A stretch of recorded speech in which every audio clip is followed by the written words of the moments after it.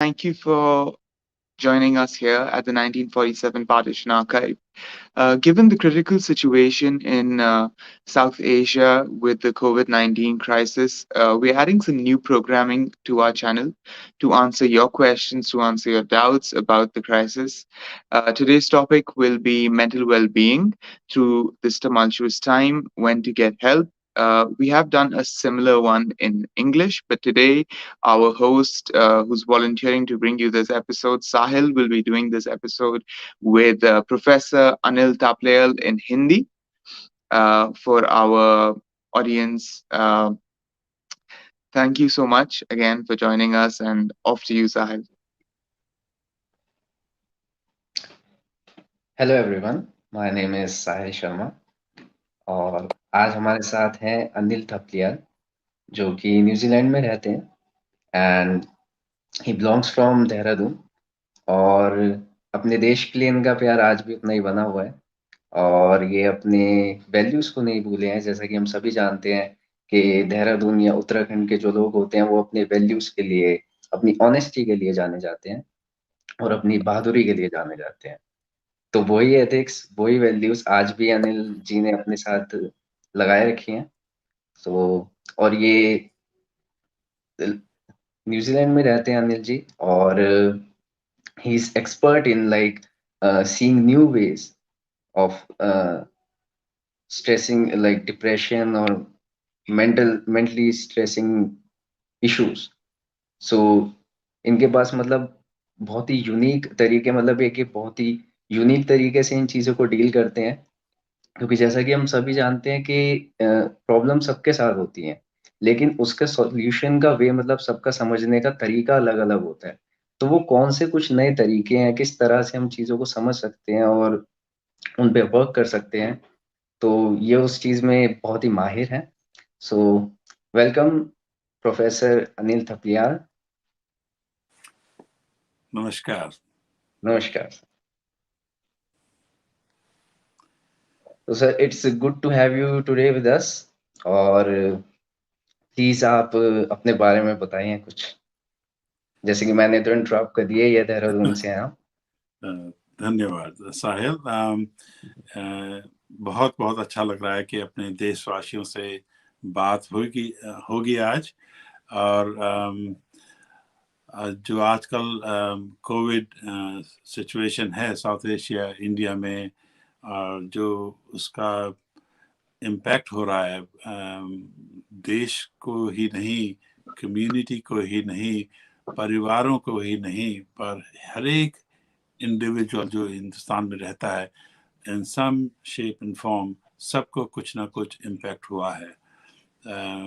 तो मेरा यही एक इस इंटरव्यू के माध्यम से मेरे को एक ही उद्देश्य है कि अगर कोई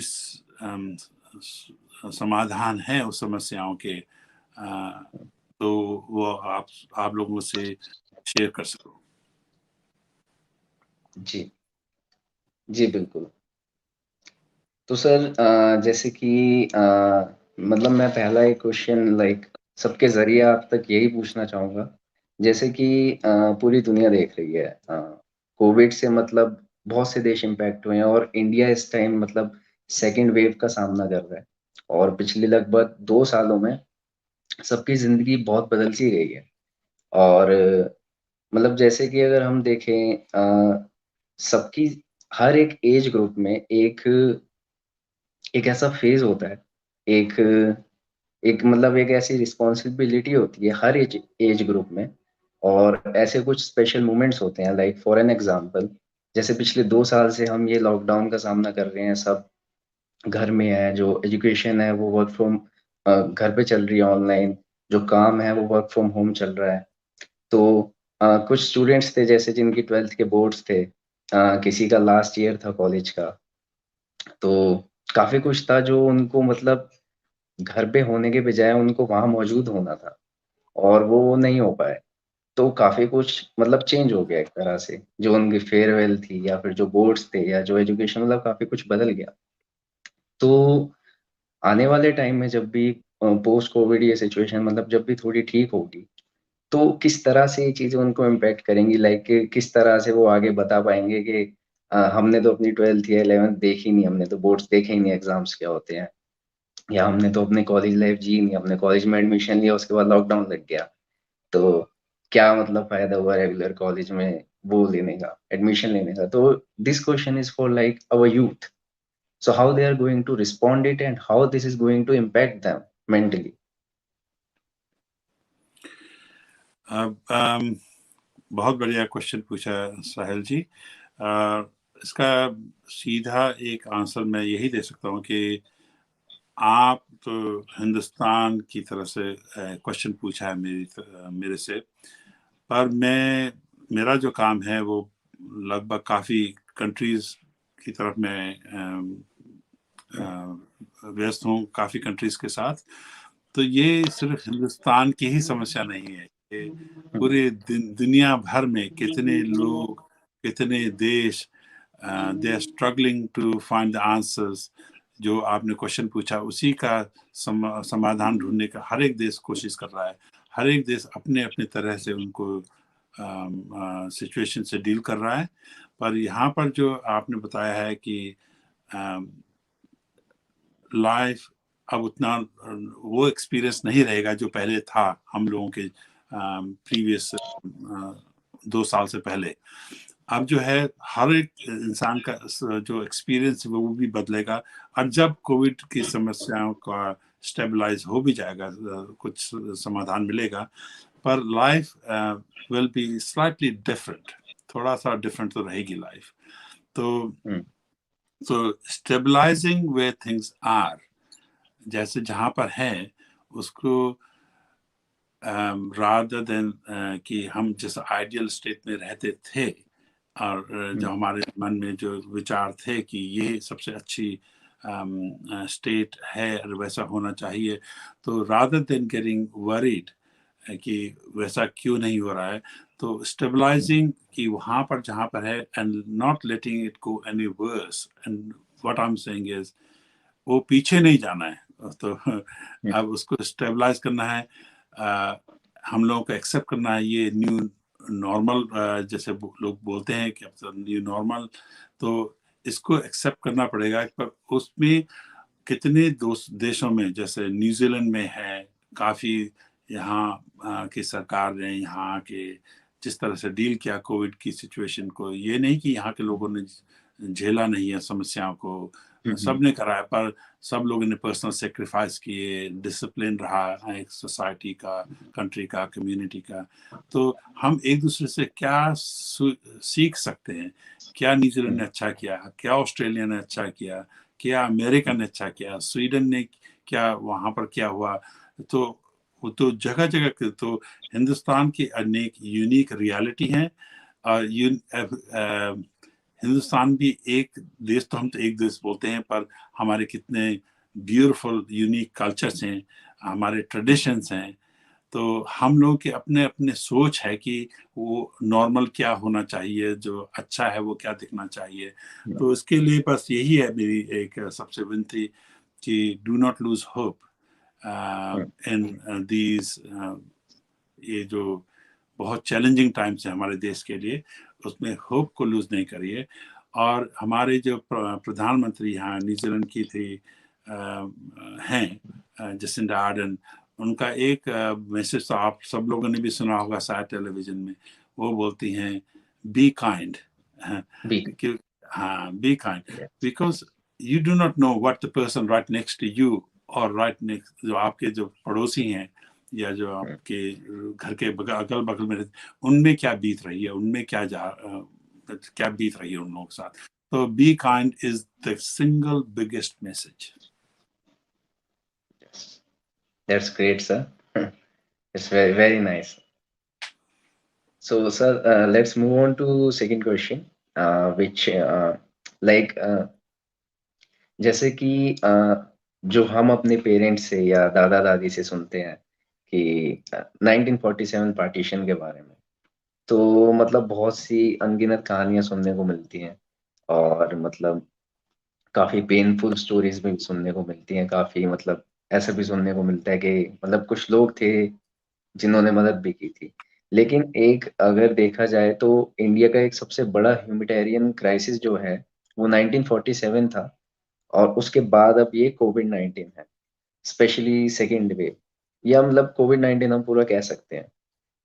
तो अगर जैसे जो लोग इम्पैक्ट हुए थे पार्टीशन 1947 से, तो आज भी अगर हम देखें तो मतलब कुछ ना कुछ है उनके, मतलब एक एक दर्द सा है उनके दिल में। अगर कभी भी बात ऐसी छिड़ती है, उस साइड की बॉर्डर की, उस साइड की, या वहाँ के लोगों की इस बॉर्डर के इस साइड की बात छिड़ती है, तो वो उनके मतलब वो एक बहुत ही हॉन्टिंग मेमोरीज में चले जाते हैं। जैसे कि मेरे जो थे, जो मेरे रिलेटिव्स थे, अगर मैं उनसे इस बारे में बात करता हूँ, so they start crying, whenever they talk about it they start crying. तो अब जो करंट जनरेशन है, so they are like, I am not comparing both of them, I am just giving an example कि अब जो current generation है वो kind of एक वैसा ही ह्यूमैनिटेरियन क्राइसिस देख रही है जैसे कि पिछली जनरेशन ने देखा था। तो हाउ डू यू थिंक कि मतलब ये जो अब की करंट जनरेशन है ये इनको मेंटली मतलब चैलेंज करेगा? जैसे कि जो मेरे एल्डर्स हैं, जिनसे जब भी मैं उनसे पार्टीशन के बारे में बात करता हूँ तो वो रो पड़ते हैं, तो वो मतलब ठीक से बता नहीं पाते कि क्या हुआ था क्या नहीं। तो ऐसे ही क्या कुछ सिचुएशन हम दोबारा फेस कर रहे हैं जो करंट जनरेशन है? आई थिंक हम लोग जो इंसान हैं, हम लोग के पास काफ़ी रेजिलियंस भी है, पर हाँ, एक रेजिलियंस की भी कोई लिमिट होती है। तो आपने जो 1947 का जो किस्सा बताया, जो उस पर इन्फ्लिक्टेड ट्रॉमा हुआ, कल रात को मैंने एक मूवी भी देखी, उसमें भी 1947 का, that was just a coincidence, पर तो the level of trauma people जिन्होंने उसको देखा, उनको काफ़ी उनका trauma is residing within those people. और अब जो है कोविड की तरह से, और it's another incident in a different shape and form, जो is traumatising the entire nation. But मैं जितनी बार भी हिंदुस्तान आया गया, कितना देशों में, पूरा बहुत देशों में प्री कोविड ट्रैवल करते थे, वो काम के लिए, अपने मेंटल हेल्थ काम के लिए। पर मेरे पास एक ही चीज, दिल में एक बहुत सॉफ्ट स्पॉट है हिंदुस्तान के लिए, चाहे कितने भी देश जाऊंगा, पर मैंने इतने अच्छे इंसान, दिल से अच्छे इंसान आज तक मैंने कहीं और नहीं देखे जितने मुझे अपने मातृभूमि में, अपने भाई बहन, चाहे वो जम्मू कश्मीर में हो, चाहे कन्याकुमारी में हो, चाहे वो महाराष्ट्र में हो, चाहे वो असम में हो, मेघालय में हो, या नागालैंड में हो। तो मैंने वो जो दिल की जो भावना होती है ना, जो the people when they do not have, कि 1 रुपया भी नहीं है पर वो आपको सब कुछ दे देंगे। अच्छा, यस। तो वो जो इंसानियत मैंने आज तक दुनिया में कहीं नहीं देखी। तो मैंने जब देखा है कि अगर मैं न्यूजीलैंड का एग्जांपल दूं, अभी 2 साल पहले यहाँ पर एक टेररिस्ट अटैक हुआ था मॉस्क में, क्राइस्ट चर्च में। अच्छा, तो बहुत पूरे न्यूजीलैंड तो बहुत छोटा देश है, तो वहाँ पर एक ट्रॉमा जो सेट होता है ना इंसान के मन में, आदमी को पता नहीं लगता, चाहे हम डायरेक्टली इम्पैक्टेड नहीं है, पर सबको ऐसा लगता है, ओ माय गॉड, क्या हो गया, इंसानियत, दुनिया कहाँ जा रही है। तो मैंने उस समय देखा कि वो क्राइस्ट चर्च की ही बात नहीं थी, वो पूरे देश का उद्देश्य बन गया था कि हम लोग एक दूसरे की मदद कैसे करें। अच्छा, मैंने इतनी अच्छी इंसानियत, जो कितने भी बिजी लोग रहते थे पूरे न्यूजीलैंड में, हर एक इंसान को मैंने उनके सबसे अच्छी इंसानियत को आगे आते हुए देखा। जो हर एक नेबर से पूछेगा आप ठीक हैं, और किसी को बुढ़िया है कोई, तो उसको खाना बना के लेके जा रहे हैं, जो नॉर्मल टाइम पे नहीं हुआ, पर उसके अटैक के बाद सबके पास जो अच्छी अच्छी इंसानियत रहती है ना, 100 दिन तक इंसानियत रही। वो तो कम्युनिटी बेस्ड रेजिलियंस जो है ना, कम्युनिटी व्हेन इट रिस्पॉन्ड्स, तो इंसानियत हर एक इंसान के पास है, और हम we respond differently during different times. अच्छा, जब ये ट्रोमेटिक इवेंट्स होते हैं 1947 के बाद भी, आपने जो किस्सा बताया, उसके बाद भी जो इंसानियत, जो लोगों ने अपने घर खोले होंगे, लोगों को फ्री जो दिया होगा, उनके किस्से कहानियां अब बची नहीं है, पर मैं बताता हूँ वो लाखों की तादाद में वो अच्छी कहानियां होंगी, वो डॉक्यूमेंट नहीं हुई कहीं एक जगह पर बस। अच्छा, तो वही बात है, अभी भी जो हो रहा है, हम ये सोच रहे हैं कितना बड़ा स्केल का प्रॉब्लम समस्या हो रही है इंडिया में, पर लोग ये नहीं डॉक्यूमेंट कर रहे हैं कितना अच्छा और लोग कर भी रहे हैं।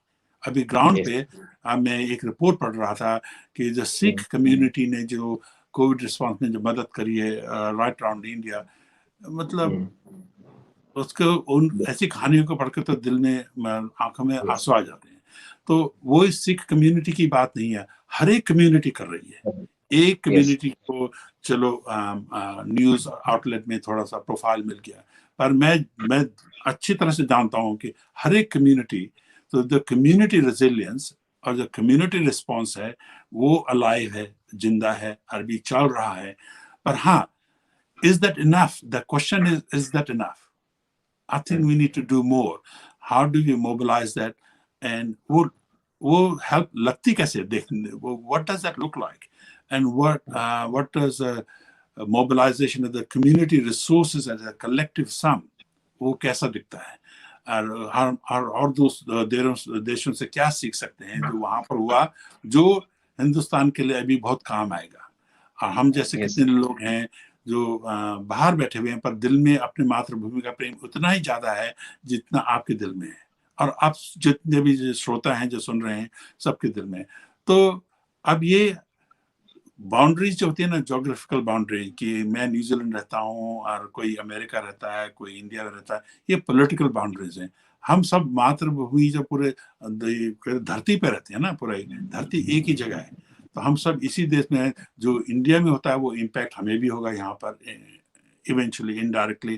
तो ये हम सब की कलेक्टिव रिस्पॉन्सिबिलिटी है। पर हाँ, कम्युनिटी रेजिलियंस के बारे में बात कर रहा था, ये जो चर्चा चल रही है आपके साथ, जो बात हो रही है, इसकी तरह से जो देश में तो होगा होगा, विदेशों से भी थोड़ा सा जो जो not only oxygen sort of equipment and whatnot. We need psychosocial, so many other types of help and support for अपने भाई बहनों के लिए.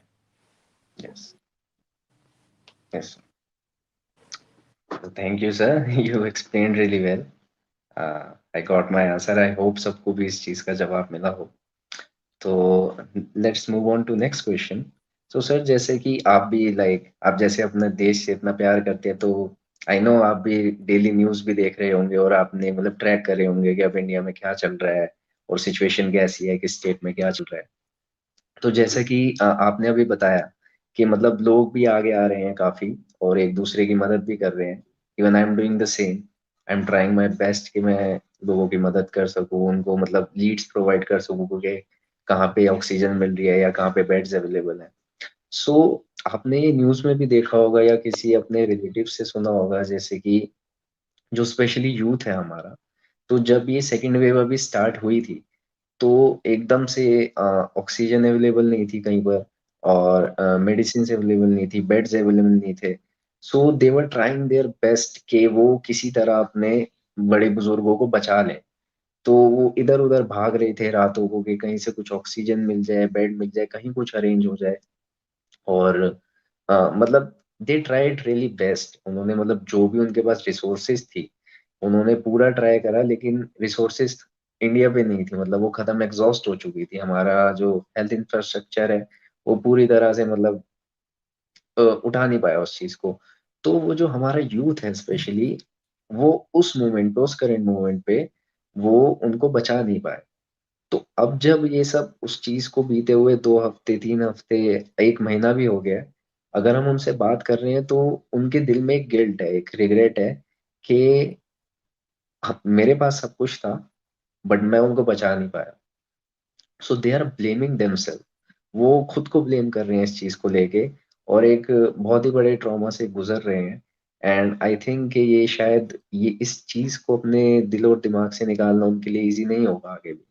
सो क्या कुछ मतलब एक हम इस चीज को क्लियर कर सकते हैं कि जिससे वो इस चीज को समझे कि इसमें उनका कोई दोष नहीं है, मतलब they are not the one.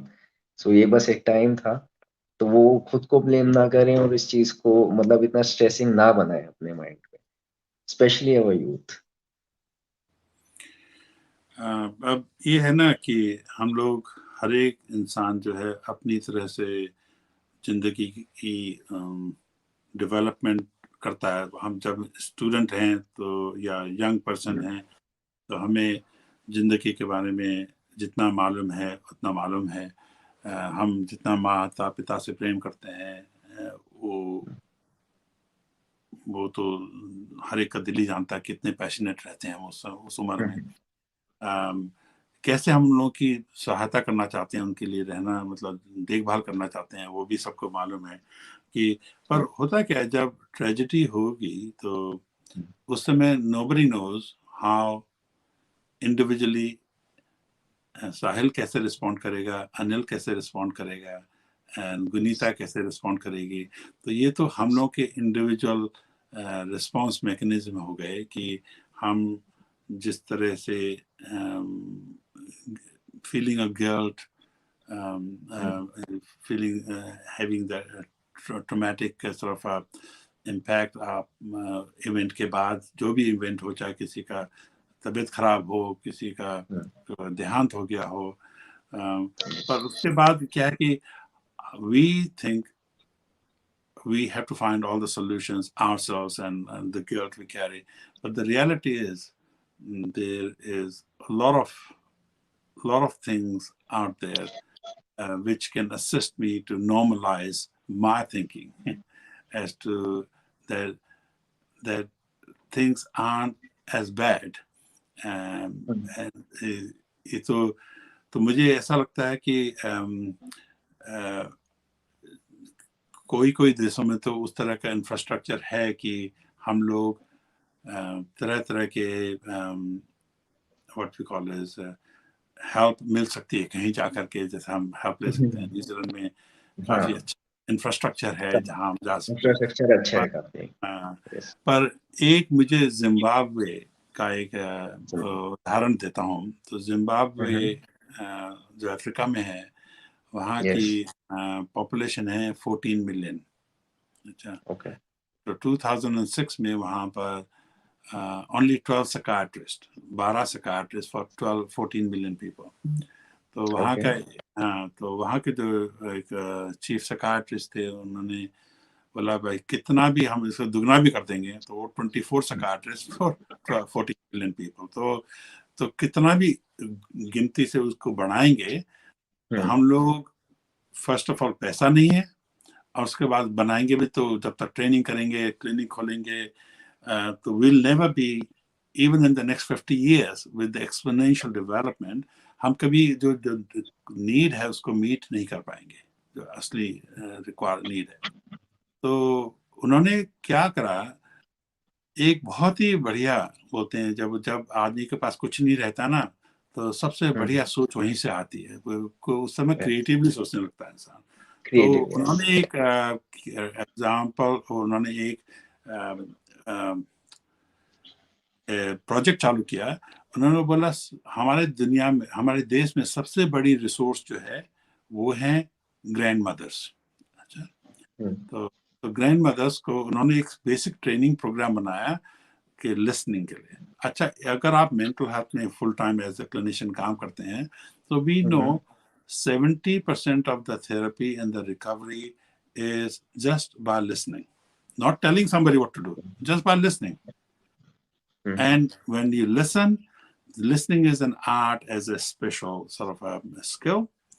But then when somebody tells you something, कि आपको अपना दुख बताता है, तो उससे कैसे एम्पथाइज करा जाए, वो भी एक बहुत गुण है।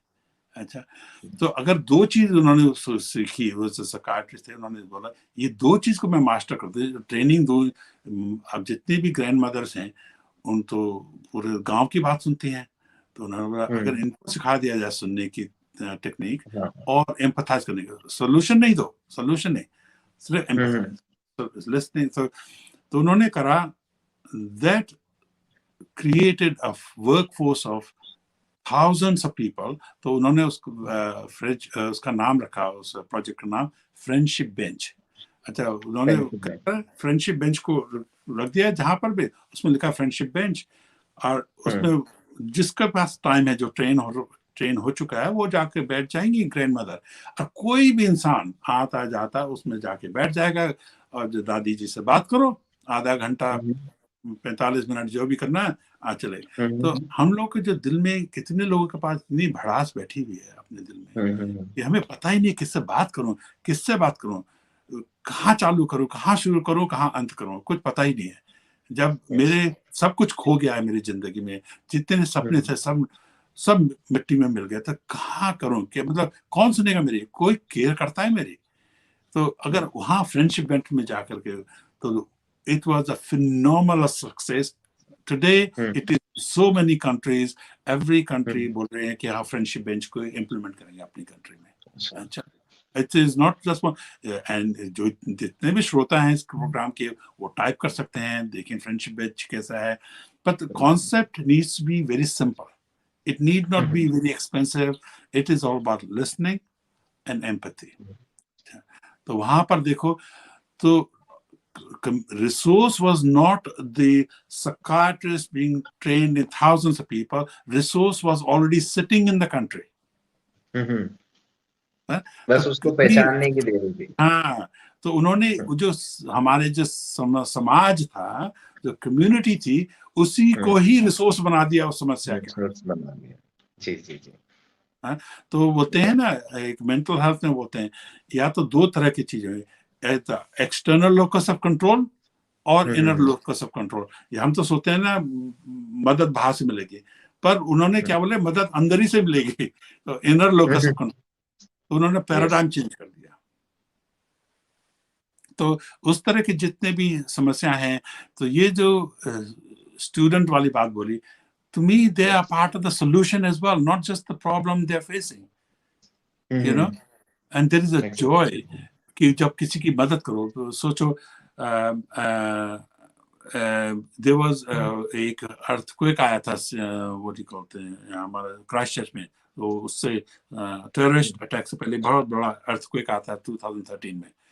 उस समय एक जो स्टूडेंट जो थे कैंटरबरी यूनिवर्सिटी, ये सब, उन्होंने स्टूडेंट आर्मी बना दी, वो just for every student volunteered, and I think there is a joy in giving and being purposeful.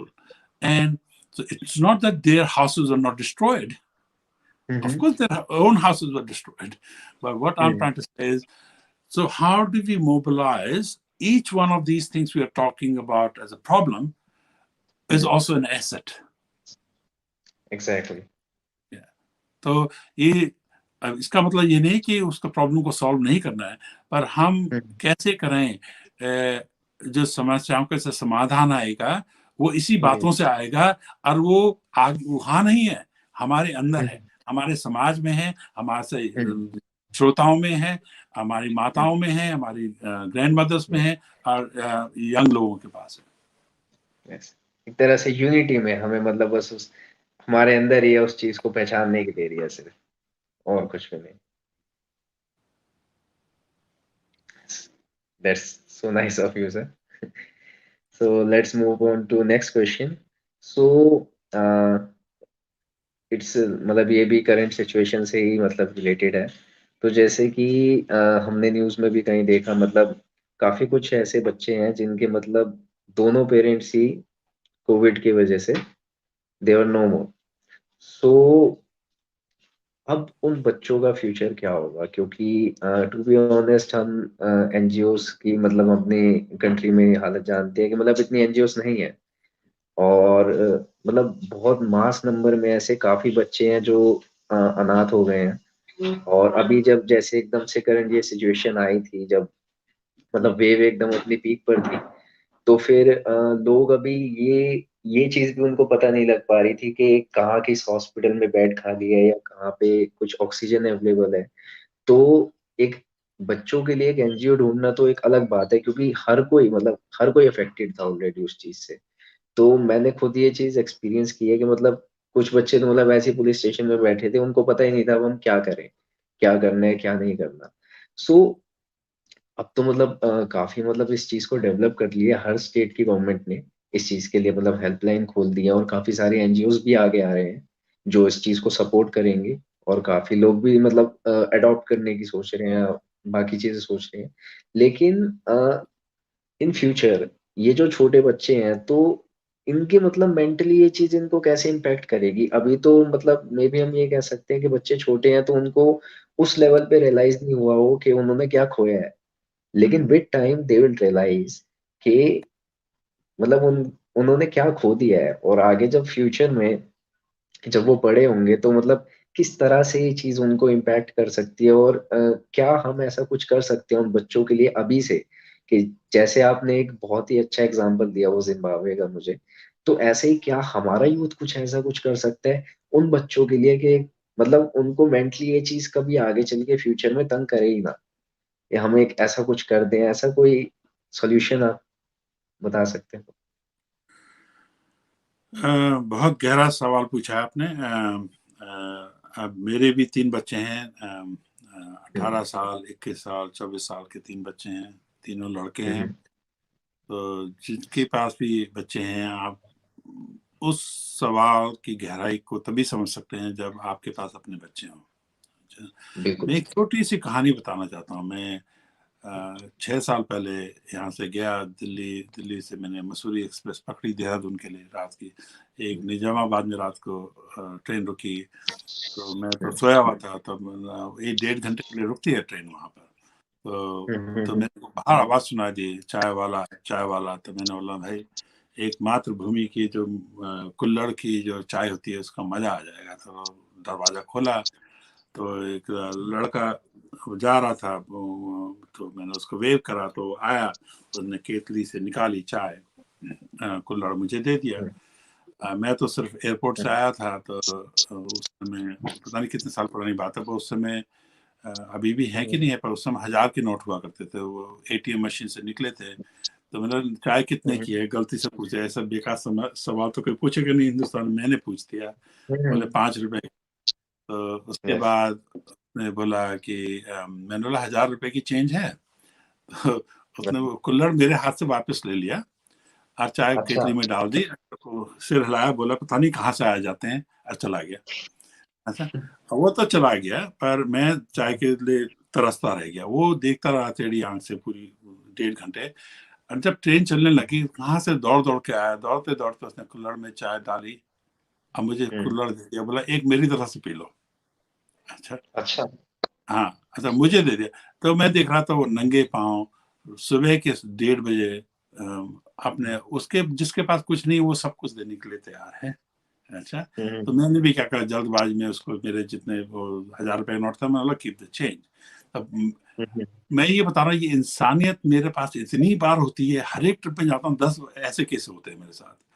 तो अच्छा। ये it's alive and well and it's beautiful. It is the asset of India, this is the strength of India. And और कोई देश में मेरे को ऐसे एक्सपीरियंस मिलते ही नहीं है, चाहे कहीं भी चला जाता हूँ। तो मैं सोचता हूँ वही यंग बंदा, हो सकता है आज उसके माता पिता का पता नहीं क्या हालत है कोविड के कारण से, तो वही लोगों में वही इंसानियत है, वही। पर हम लोग को we can not let the luck determine the future. Alright, we have to provide some infrastructure, appropriate support services. Unfortunately, जिस तरह का इंफ्रास्ट्रक्चर तक अभी तक रहा हमारे समाज में, हिंदुस्तान में, वो एडिक्वेट नहीं है। जो नीड है उसके लिए एडिक्वेट नहीं है। पर हमें एज ए कलेक्टिव समय में कुछ ना कुछ बनाना पड़ेगा कि क्या है, क्या वो इंफ्रास्ट्रक्चर लगेगा, कैसे हम लोग आगे बढ़ेंगे। अच्छा, तो अब मेंटल हेल्थ जो है ना, वो एक चीज नहीं है, कि ऐसा नहीं है कि वो मेंटल हेल्थ में ऐसा नहीं है कि जैसे हम लोग बोले कि वन लोडेड वर्ड। मैं वर्ल्ड हेल्थ ऑर्गेनाइजेशन की एक डेफिनेशन बताता हूँ आपको मेंटल हेल्थ की। A state of well-being in which an individual realizes his or her own abilities, can cope with the normal stresses of life, can work productively, and is able to make contribution to his or her community. अच्छा, मैं हिंदी के श्रोताओं के लिए से माफ़ी मांगता हूँ। मेरी हिंदी मैं सोचता हूँ अच्छी है, पर इतनी अच्छी नहीं है कि मैं सब चीज़ को ट्रांसलेट कर पाऊँ। अभी थोड़ा सा फ्लुएंसी थोड़ा कम है। तो पर उसका कारण मैं ये बोल रहा हूँ कि मेंटल हेल्थ जब हम लोग बोलते हैं तो हम लोग सीधे सोचते हैं हिंदुस्तान में साइकियाट्रिस्ट के पास जाओ या साइकोलॉजिस्ट के पास जाओ या डॉक्टर के पास जाओ, तो हम लोग के दिमाग में ऑटोमेटिक बाय प्रोडक्ट रहता है mental health means a psychiatrist. In New Zealand it is totally different. It is community-based care. It's so many types of other things. What we call is so promotion, prevention, well-being advice. So not just mental health when you are so unwell कि सिर्फ ambulance की जरूरत पड़े। हम लोग उससे पहले जब हालत खराब होने से पहले वो क्या लगता है, what is the well being look like, what is the promotion prevention. तो आदमी की हालत इतने खराब ही नहीं कि वो उसको हॉस्पिटलाइज होने की जरूरत पड़े। तो सो मेजॉरिटी ऑफ द एफर्ट यहाँ पर जाता है प्रिवेंट करने में, एज अपोज टू ट्रीट कि उसके बाद हालत इतनी खराब हो गई कि देन इट्स सैड। तो अंडरस्टैंडिंग जो मेंटल हेल्थ वर्ड है ना, बड़ा लोडेड वर्ड है। आदमी को हमेशा सोचना पड़ेगा general wellbeing, promotion, prevention, and what we call is mental health, mild to moderate end of the impact on somebody who's going through just needs a little nudge in life to what to do next. It may be some career counseling because you want to go to a right job. It could be around I can't afford to pay my fees, school fees. My father passed away and my mother जो घर में हैं वो afford नहीं कर पाएंगी मेरी school की फीस, बजटिंग एडवाइस चाहिए।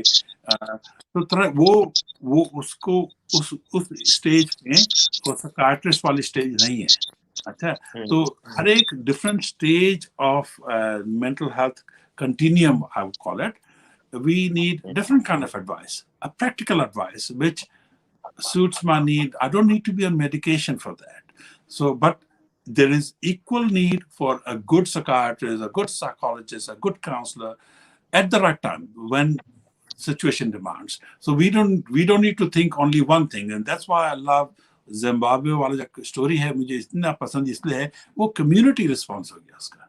अच्छा, तो हम लोग को तरह तरह के रिस्पॉन्स फॉर डिफरेंट। तो अभी क्या है कि we have a very what do you call a very narrow view of what mental health is and mental health issues are and how they need to be dealt with, and we need to expand our thinking that it is broader than that, and how these young people you're talking about, how they can access the help that they need at the time and place of their choosing. Yes, sir. So nice. Actually बहुत बहुत मतलब बहुत अच्छा आपने example दिया। सो I was thinking about ये, तो मतलब मैं सोच ही रहा था कि इसका मतलब क्या सॉल्यूशन हो सकता है। So let's thank you once again for clarifying this and let's move on to next question. So sir ये क्वेश्चन का मतलब ये क्वेश्चन भी इससे रिलेटेड ही है थोड़ा। तो जैसा कि अगर हम सारी चीजों को कंपाइल करें एक चीज में, तो जब इंडिया में फर्स्ट वेव आई थी तो हमें मतलब फिर हम के लिए बिल्कुल तैयार नहीं थे। तब तो हमें कुछ पता ही नहीं था कि अब हमें क्या करना है, कैसे हम प्रिपेयर करें खुद को। तो in the first wave what we did was, हमें ये बोला गया कि आप मास्क पहने, सैनिटाइजर पहने और ये सब करें। एंड सेकेंड वेव, तो जैसे कि एकदम से क्राइसिस आए तो ऑक्सीजन की डिमांड हुई, वेंटिलेटर्स की डिमांड हुई और मेडिसिन की, इंजेक्शंस की, जैसे कि रेमडेसिविर एंड ऑल, इतने वो मतलब काफी इंडिया में मतलब इसका भी स्टार्टिंग में बहुत इशू चल रहा था। तो अब थर्ड वेव का मतलब कह रहे हैं कि वी शुड बी प्रिपेयर। अब हमें पता नहीं है कि थर्ड वेव में क्या होगा। मतलब वैक्सीन तो एक अलग चीज है, काफी केसेस में ऐसा भी हुआ है कि वैक्सीन के बाद भी लोगों को कोविड हो गया है। तो थर्ड वेव के लिए भी हमें प्रिपेयर्ड रहना पड़ेगा कैसे ना कैसे। जो डॉक्टर्स वगैरह हैं वो हमें सजेस्ट कर रहे हैं कुछ ना कुछ। बट आफ्टर मतलब पोस्ट कोविड हम मेंटली कैसे मतलब प्रिकॉशंस ले सकते हैं, प्रिपेयर्ड रख सकते हैं अपने आप को, जैसे कि ये सारी चीजें जिससे मतलब हर एक मतलब जनरेशन का पूरे हर एक एज ग्रुप जो इस चीज को फेस कर रहा है, तो ये कैसे मतलब एक मतलब हर एक एज ग्रुप अपने आप को मेंटली प्रिपेयर कर सकते हैं पोस्ट कोविड के लिए, क्योंकि व्हेन दे विल रियलाइज कि ये सब क्या क्या हुआ, so how they are going to deal with it? हाँ, इसका जो जवाब है थोड़ा सा, I can sum it up in probably a couple of words. One of them I would call it is there is a new way. We have to think about how do we not get better, get to a better place. जहाँ से हम हैं वहाँ से अच्छी जगह कैसे जाएं, पर जब वह अच्छी जगह भी जब पहुँच गए हैं तो वहाँ का परमानेंटली कैसे रहें। अच्छा, तो उसका मतलब यह है कि हम लोग कोई देशों में बहुत अच्छा सेल्फ डिसिप्लिन रहता है कि हम लोग कोई कानून बनता है तो उसको फॉलो करते हैं। कई जगह जाते हैं तो कानून तभी तक फॉलो करते हैं जब तक समस्या रहती है, उसके बाद सब ढीले हो जाते हैं और अपना अपना काम करने लग जाते हैं, और उसके बाद प्रॉब्लम लौट के वापस आ जाती है। तो अभी मैं यहाँ का अपना ही एग्जांपल दे सकता हूँ। यहाँ पर अभी कोई कोविड केसेस नहीं है, पर जहाँ भी मैं जाऊँगा, चाहे रेस्टोरेंट में जाऊँगा, कहीं पे भी जाऊँगा, सब जगह बार कोड लगे हुए हैं, सबको डिसिप्लिन है। ज़्यादा 99% ऑफ द लोग कंप्लाई, वो उसे स्कैन कर देते हैं, कौन कहाँ गया है सबको मालूम है, क्योंकि उसको बोलते हैं डिसिप्लिन। अब मैं यहाँ कोई मॉनिटर तो कर नहीं रहा है। अच्छा, मैं चाहता हूँ कि बिना स्कैन करे अंदर चला जाऊं, और कल कोई कम्युनिटी आउटब्रेक हो गया, गवर्नमेंट को यहाँ पर डायरेक्टली मालूम है कितने लोग उससे इम्पैक्ट हुए हैं, उन्हीं को रिंग फेंस करके वो उनको क्वारंटीन में डाल देंगे। अच्छा, अब अगर हम लोग के पास वो सेल्फ डिसिप्लिन नहीं है, हमारा देश चाहे एक प्रधानमंत्री चाहे कितने भी एफिशिएंट हो, कितनी भी एफिशिएंट मशीनरी गवर्नमेंट मशीनरी हो, एक सरकार क्या कर पाएगी? ये हम लोगों की सबकी कलेक्टिव रिस्पॉन्सिबिलिटी भी है। तो हम लोगों को थोड़ा सोच बदलनी पड़ेगी, क्योंकि वो दिन चले गए कि जहाँ पर कि चलता है हो जाएगा।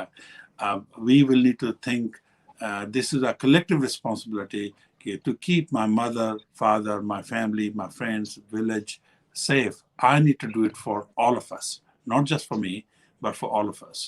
तो जो अभी हो रहा है वो तो that is prevalent all over the world. So हर एक country, and some countries are dealing with it in a much better way, and some are not doing. But one country that has my full wholehearted endorsement and faith has to be India. India has dealt through the ages, not just on 1947. 1947 was probably one of the biggest traumatic event, पर उससे पहले भी हम लोग कितने समस्याएं ऐसे हमने देश की तरह से झेली हैं।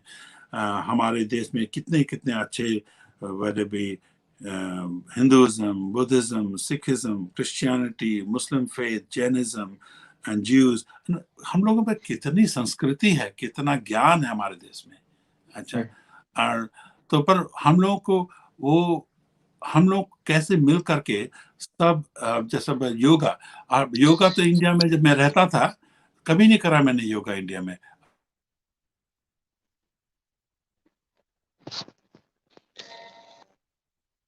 अहमियत है यहाँ पर, उसको बड़े अच्छा से देखा जाता है, पर तो मैं बोलना ये चाह रहा हूँ क्योंकि जब हम अपने रहते हैं ना, घर की मुर्गी दाल बराबर, वो जो इंडिया में रहते हैं तो अपनी चीजों को हम अहमियत नहीं देते कि ये विदेशों जाओ तो माइंडफुलनेस की बात होती है। There are billions of dollars worth of products coming out of knowledge and wisdom from हमारे अपने मातृभूमि से।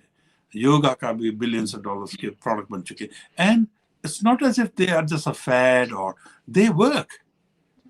All of those things are from us. Now, what we want to call them, because and one thing I take great pride in India is diversity, you know, and so diversity of thought, Doesn't matter who is on the call. I feel connected to you as if we are my blood relation, because, and even the people I'm not able to look at right now. So the key thing I'm trying to say here is, um, uh, yes, challenges are there, but I think answers are also there, and they reside within the wisdom that come inherently by being born in India. Even sometimes if you're not even born in India, whether you're born in South Africa as an Indian, or you're born in Fiji or any other, Suriname, or any other country, you inherently carry that in your DNA, that special bond of what works, and you know that even if nobody teaches you that. So I think it is important that we cherish that and look within for some of those answers. And of course, sometimes when you are in the very difficult, tricky part of your life, it's very hard to see the woods for the trees. Sometimes koi rasta dikhane wala, somebody who can clarify it for you, is also equally important. And I'll touch on that in a few minutes.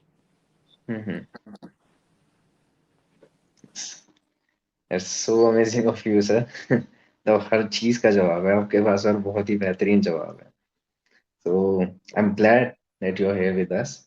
So let's move on to our last question.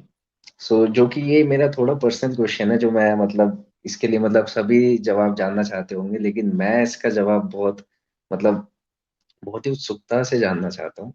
तो जैसे कि आप एक मतलब अब बहुत ही मतलब आपकी बातों से मुझे रियलाइज हो रहा है, आप बहुत ही कमाल के एक आप मेंटल एक्सपर्ट हैं, और आप मतलब आपके जो वेज हैं मतलब वो ज्यादा प्रैक्टिकल है, मतलब आप एग्जांपल्स बहुत अच्छे देते हैं.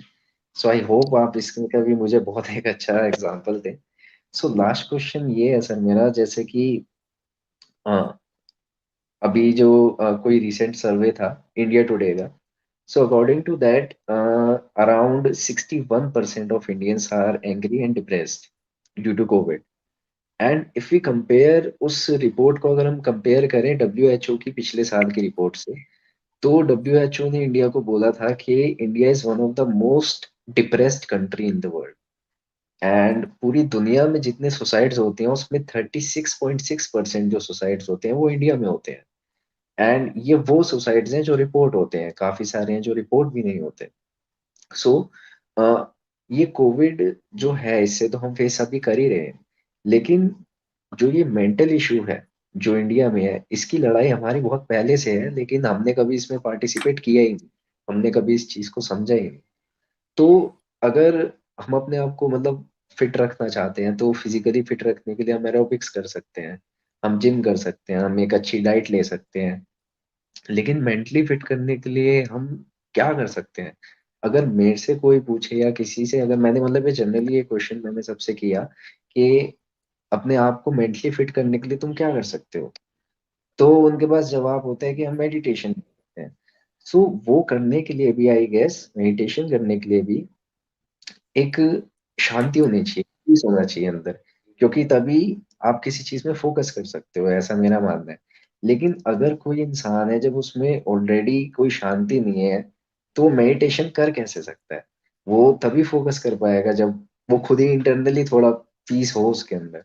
लेकिन जब वो ऑलरेडी इतना श्योर है, तो how they can concentrate on meditation? So what are the ways to deal with it and keep ourselves mentally strong for the coming situation?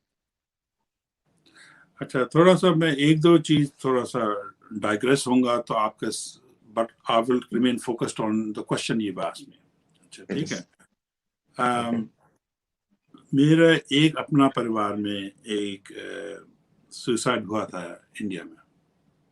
एक परिवार पर उनका जब सुसाइड हुआ था, ये 15 साल पुरानी बात है.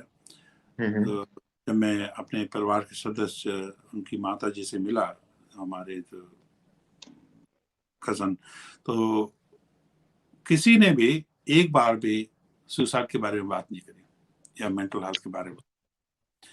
अच्छा, तो almost like it's invisible thing which is there, but nobody talks about mental health. और यहाँ पर तो मैं स्पेशलाइज इसी काम में करता हूँ. फॉर्चुनेटली मैं executive director of eMental Health International Collaborative, working with 9 governments across the world, including United States, Canada, Sweden, England, Scotland, Ireland, Australia, New Zealand. तो हमारा काम अब काफ़ी पर उसमें यह है कि what we are looking at in that is how people are communicating these days, and what does the intervention, not the treatment, what the role of technology looks like in improving access to care, treatment intervention, also the social support. All right, so there are 3 components. So the care part is also sometimes we talk about the information. Sometimes we talk about preventative well-being advice as well. So there are a whole aspect of what does the role of digital technology look like. Now, I talked about one family case in India. Going back just the last 6 months in New Zealand, I've been across 7 suicides of the people of Indian ethnicity origin. Right? I've been to all the funerals. One of the funeral was the lady was 77-year-old who hung herself from, completed suicide. The point I'm trying to say is, in all of those cases, nobody talked about at the funeral about mental health or suicide. So nothing has changed in 15 years in India, even living here in New Zealand. So मैं stigma की बात कर रहा हूँ. हमारे दिमाग में होता है ना कि हम उसके बारे में बात नहीं करना चाहते, हम उसको एक्नॉलेज नहीं करना चाहते, उसके बारे में बहुत अरे अगर मुझे सिर दर्द होता है तो मैं तो पैनाडोल लेकर के उसको दवाई खा के कुछ करता हूँ, मेरा पैर में दर्द होता है तो उसके लिए कुछ मैं वोल्टारन ले लेता हूँ, कुछ कर लेता हूँ. पर जब कोई मेंटल हेल्थ के बारे में तो हम स्टिग्मा बहुत ज़्यादा है. तो एक चीज़ हो गई स्टिग्मा. और अगर हम देखें टोटल कंप्लीटेड सुसाइड में तो हर एक देश के स्टैटिस्टिक्स हमारे पास हैं, पर अगर मैं लास्ट ईयर एक कॉरोनर्स रिपोर्ट हुई थी, evaluation of all the completed coroners reports in Australia कि जितने भी कंप्लीटेड सुसाइड थे उनका इवैल्यूएशन हुआ, 77%, 77% ऑफ द जो कंप्लीटेड सुसाइड थे वो मेडिकल कम्युनिटी को उनके बारे में मालूम नहीं था. तब that meant a year before them completing suicide, they were not known to the doctor, psychiatrist, counselor, psychologist, no one. अच्छा, तो just increasing one thing, just clinical intervention alone is not the answer. This is what I talk about, the prevention aspect, promotion aspect, reducing stigma aspect, So it's a complex thing to address. I wish there was a simple answer that please do this and it will reduce this directly. So we need to have a comprehensive strategy around information provision, engagement with the existing services, what the treatment interventions look like across the care continuum, which I talked about earlier on, mild to moderate to acute, and the well-being side, and the social support. So if I presented because I cut my wrist and I get taken by the ambulance to the emergency department and I get simply stitched up and sent back home, वहाँ गए, वहाँ पर तो सिर्फ alcohol drugs का मामला चल रहा है, डोमेस्टिक वायलेंस है, अनएम्प्लॉयमेंट है. तो हमारे एक मित्र हैं कनाडा में, ऑटावा में, उन्होंने एल्गोरिथम वो 17 क्वेश्चन पूछते हैं, वो सी कैन सेफली प्रेडिक्ट कितने हफ्ते बाद आप फिर से इमरजेंसी डिपार्टमेंट में एडमिट होंगे, रीएडमिट होंगे. तो ये अब ये है कि हमें मालूम है क्या predictors to what escalates the situation. We know that. So it's not, the point I'm trying to say is, how do we provide the right help at the right point in time in person's life? All right. So this is where technology comes in. eMental health. So eMental health तो broad term बोलते हैं, पर forget about the E part of it or mental health part of it. अगर आप सोचो कि रात के 1 बजे आपको नींद नहीं आ रही है और आपको एंजाइटी और पैनिक सेट इन हो रहा है, आपके माँ जी की बहुत याद आ रही है जो अब इस दुनिया में नहीं है, पिताजी की भी तबीयत बहुत खराब है, जो भी है, कोई भी कारण हो सकता है. आप आपके जो coping ability है is being challenged to the point where I do not know what to do. You don't see that as a mental health at that point of time, but other thing is you can wait till 9 a.m. in the morning and ring some office and hopefully get an appointment which is 2 days later. एक वो समझ. But the reality is 3 दिन आपकी समस्या इतनी भयानक है उस समय कि मतलब आपको अर्जेंट हेल्प चाहिए. भयानक तो असली शब्द नहीं है, पर जो मतलब इस एक्यूट नीड है आपकी उस समय. ठीक है, तो उस समय 3 दिन is a too long period for me to wait to go and talk to somebody. अगर उस समय होता कि मैं फोन उठाकर किसी से बात कर सकूं. अच्छा, फोन उठा, आपने बोला बहुत एनजीओज आ रहे हैं, हेल्पलाइन चालू हो रही है, मुझे मालूम है हो रहे हैं, तरह तरह की इनोवेशन हो रही है इंडिया में, मुझे सबके बारे में मालूम है. पर जब आदमी उस समय वो डार्क स्पेस में रहता है ना, उसको समस्याएं नहीं दिखती, उस समय अंधेरा ही दिखता है चारों तरफ. तो कहाँ से इवन चालू करो, कौन सा, तो इंफॉर्मेशन डिसमिनेशन कि कहाँ इंसान जाए तो उसको राइट हेल्प मिल जाए, तरह तरह की. अच्छा, इस समय भी 4 लाख eMental health solutions हैं दुनिया में, 4 लाख.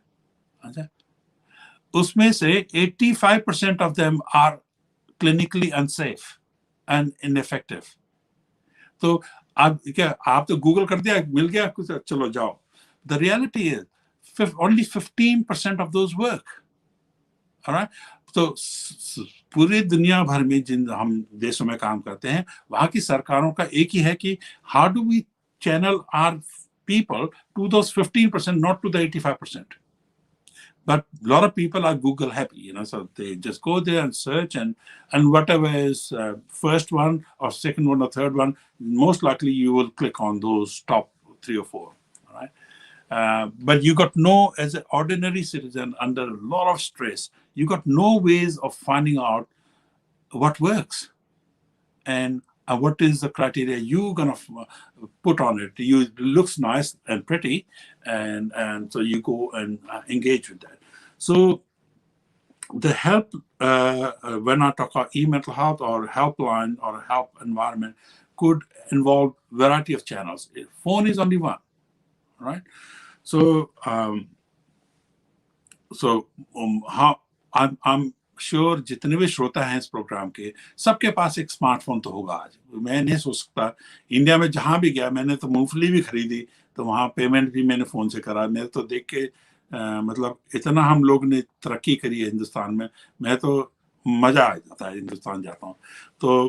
पर अब ये वहां पर जो, अगर सबके पास स्मार्टफोन है, चाहे आपको फ्री मिल रहा है कोई डील में, किसी भी तरह कारण से जैसे आपको मिलता है, पर एक इंटरनेशनल रिसर्च हुई, उसमें देखा गया कि आजकल के लोग इस फोन का कैसे इस्तेमाल कर रहे हैं. तो नंबर 1 is texting.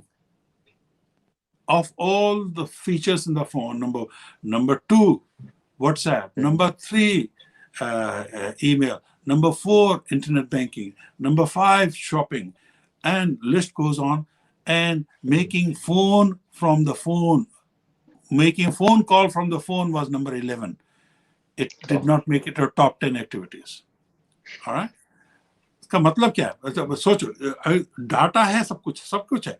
अगर वो तो अगर, what is the likelihood of you seeking help through a phone when it is number 11?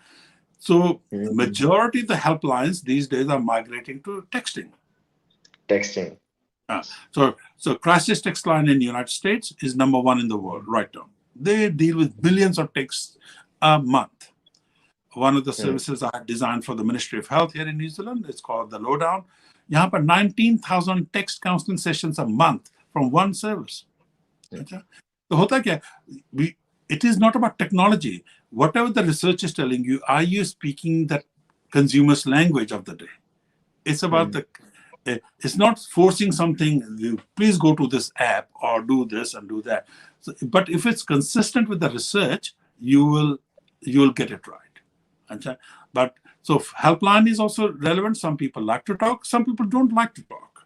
Some people like to see somebody on a video, but the video one is the last one in the queue.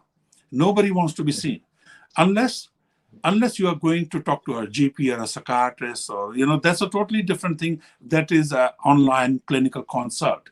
I expect to see my doctor, and doctor expects to see me. All right, but so help seeking is a very complex, and it's a very what I would call is a developed world or developed field.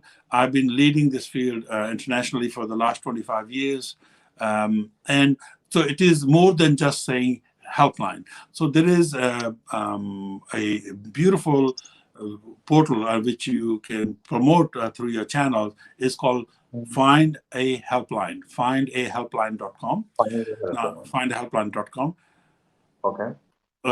Number one utilization of findahelpline.com is America, United States. Okay. All right. Number two in the world is India. Okay. Yeah. So look, people find their ways. It's a democratization of access. People go and find. They don't need you and me to tell them. So findahelpline.com. So, and that's only one thing. And how they aggregate data, how they keep the data relevant. So when I am in the deep crisis somewhere, sitting in whichever part of India, I don't even know where to start. I don't even know what to type. So sometimes it's okay. And so just having a talk to somebody who's either in a volunteer capacity in a helpline or a paid capacity does not matter. So long I'm able to reach out, that person can start a journey of my wellness or for me to get to the right place eventually. So there are a lot of online self-help, self-management treatment programs where I don't need to go and see a clinician necessarily. I can seek the full clinical treatment through some of the self-management tools. So what do these self-management tools look like? Who accredits them? Who gives them the license? And so it's a field. So you have some of these treatment solutions. They range in only for mental health, some only for anxiety, some only for depression, some of them for both, some of them for remote and rural areas, some of them for addiction treatment issues, some for drug, some for mild to moderate end. So what I'm trying to say is it's a plethora, 4 lakh, 400,000 solutions हैं. तो वो solution तो बढ़ते रहते हैं. New Zealand में हर एक महीने 7 नए सोल्यूशन हर एक महीने आते हैं. अच्छा. और इंडिया में तो लगभग couple of hundred तो नीचे हर एक महीने आएंगे. Because that's the nature of the innovation. Some of the smartest people India में रहते हैं. तो वहां से नहीं आएगा तो कहाँ से आएगा? तो कोर सेंटर ऑफ ग्रेविटी हो गया वो आईटी वर्ल्ड में. तो मेरा कहने का मतलब ये है कि helpline is a starting point, but it's like a layers of onion. ये जो क्या onion प्याज होता है ना, उसमें कितनी लेयर होती है ना एक प्याज के अंदर. उसी तरह हेल्पलाइन एनवायरनमेंट को भी देखो. हेल्पलाइन जो है वो एक लेयर है. उसके अलावा सेल्फ मैनेजमेंट, तरह के all varied forms of communication channel. So to suit the need of the individual, somebody happy. But some of these channels are highly personalized. So you're not talking to anonymous chatbot sometimes. There is a human being at the other end. So sometimes just proliferating the knowledge. What is it? Just demystifying this complex field.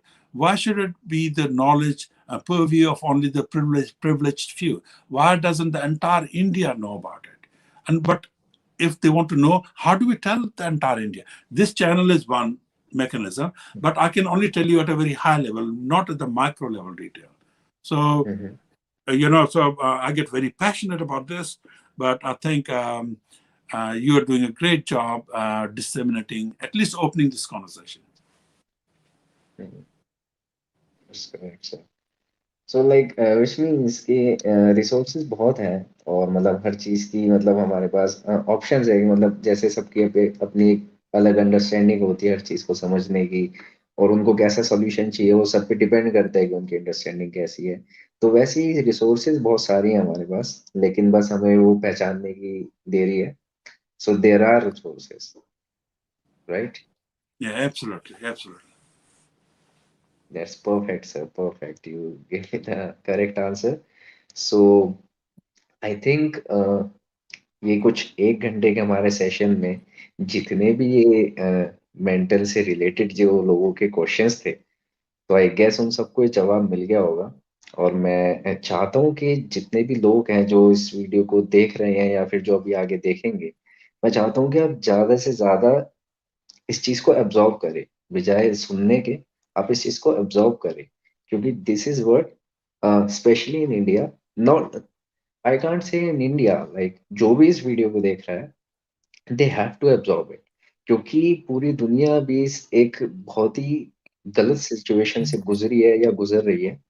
And जो इसके post Covid के बाद जो हमारा मतलब जो एक time आने वाला है, उसमें जो सबसे बेसिक नीड है वो अंडरस्टैंडिंग की है कि हमें किन चीजों से डील कैसे करना है आगे।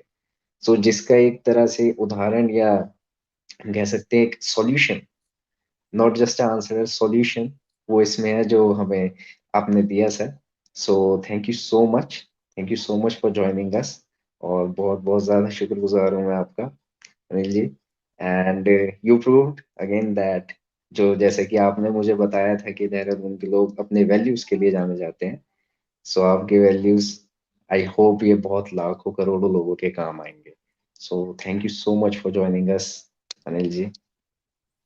सो good to have you. Namaskar and Jai Hind. जय हिंद सर, जय Hind. So for all our viewers,